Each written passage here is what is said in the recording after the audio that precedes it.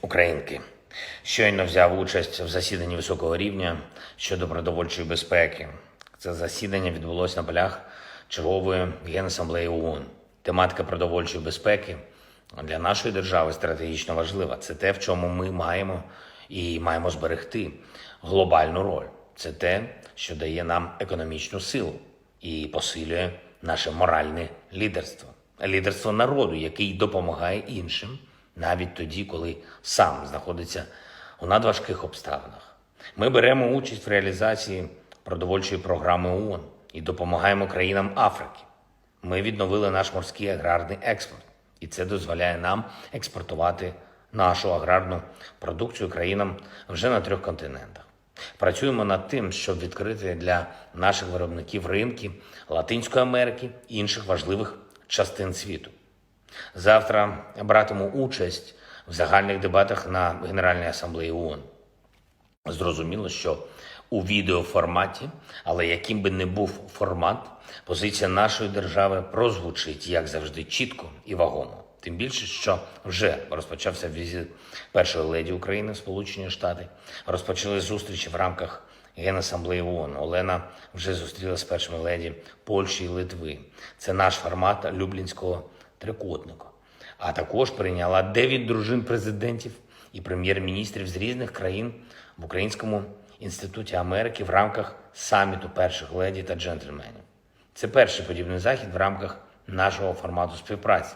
Важливі рішення очікує після зустрічі прем'єр-міністра України Шмигаля з лідерами держав на полях Генасамблеї. Поспілкувався сьогодні з американськими друзями нашої держави в рамках глобальної ініціативи Клінтонів, а також з представниками провідних американських інвестиційних кіл. Відчув дуже великий інтерес до України, до нашої відбудови, до наших можливостей, однозначно віру в Україну, добру обізнаність в ситуації в нашій державі. Розвиваємо наші відносини з США на всіх рівнях. Говорив з президентом Туреччини Ердоганом. Ключова тематика – безпека. Керівник Офісу Андрій Єрмак провів сьогодні чергову розмову з радником президента США з питань національної безпеки Джейком Саліваном.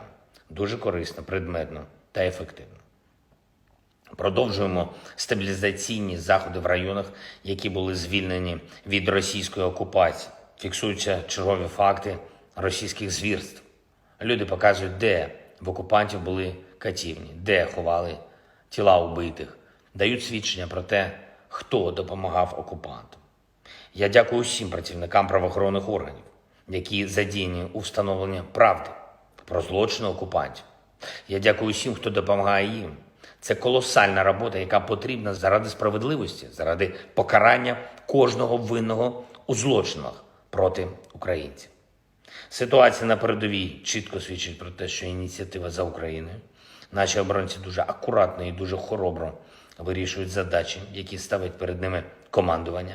Хочу сьогодні особливо відзначити 81-ю окрему десантно-штурмову бригаду за сміливість при звільненні населених пунктів на Донеччині, а також 93-ю окрему механізовану бригаду за героїчну оборону Бахмута і Солидара.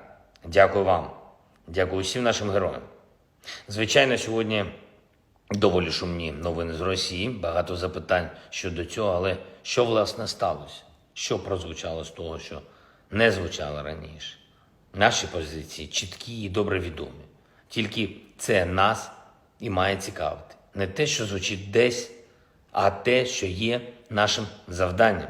Більше підтримки для Збройних сил України, більше підтримки для розвідки, більше підтримки для сил спеціальних операцій, більше підтримки для Служби безпеки України, для Нацгвардії, для поліції, для прикордонників, для усіх, хто поступово відновлює нашу територіальну цілісність. Наші позиції не змінюються від шуму чи будь-яких анонсів звідкись.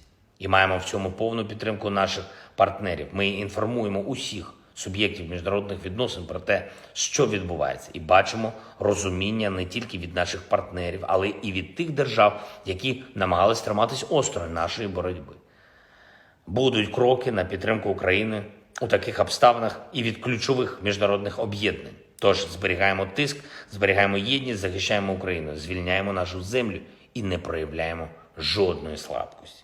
І я дякую усім друзям і партнерам України за сьогоднішнє масове, принципове, тверде засудження намагань Росії розіграти чергові псевдореферендуми. Слава кожному і кожній, хто захищає нашу державу. Слава нашому прекрасному народу. Слава Україні! Підписуйтесь на канал, і у вас завжди будуть свіжі новини.